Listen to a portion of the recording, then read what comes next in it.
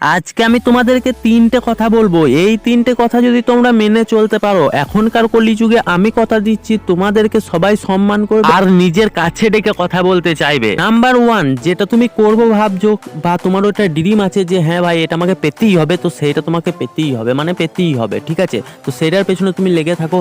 যদি ড্রিমটা তোমার খুবই আননিকট হয়, মানে পেতেও পারো নাও পেতে পারো, সেরকম কিছু হয়, তাহলে তোমার সব কাজ করার পরে হলেও তার পেছনে একটু টাইম দাও। নাম্বার টু, সম্পর্ক ধরে কথা বলো। দেখো আগের মানুষটা তোমাকে কি বলছে তার কথাটা শোনার পর তুমি উত্তর দাও। তার সাথে যে অনেক বেশি কথা বলতে হবে এরকমটা না, তার থেকে কম কথা বলো। সামনের মানুষটি তোমাকে যে কথাটা বলছে বা প্রশ্ন করছে সেটা ভালো করে ভাবো, আর দেখো সেটা কতটা শর্টে জবাবটা দেওয়া যায়।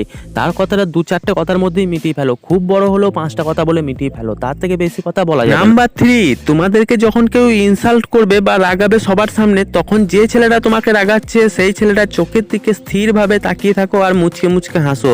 দেখবে ওই ছেলেটা নিজের মনে মনে ইনসাল্ট ফিল করবে আর তোমাকে রাগানোও বন্ধ করে দেবে। এই তিনটে টিপস তোমরা ফলো করো আর এক সপ্তাহ পর আমার কমেন্ট এসে জানিয়ে যেও যে তোমাদের কি ফিল হচ্ছে এখন।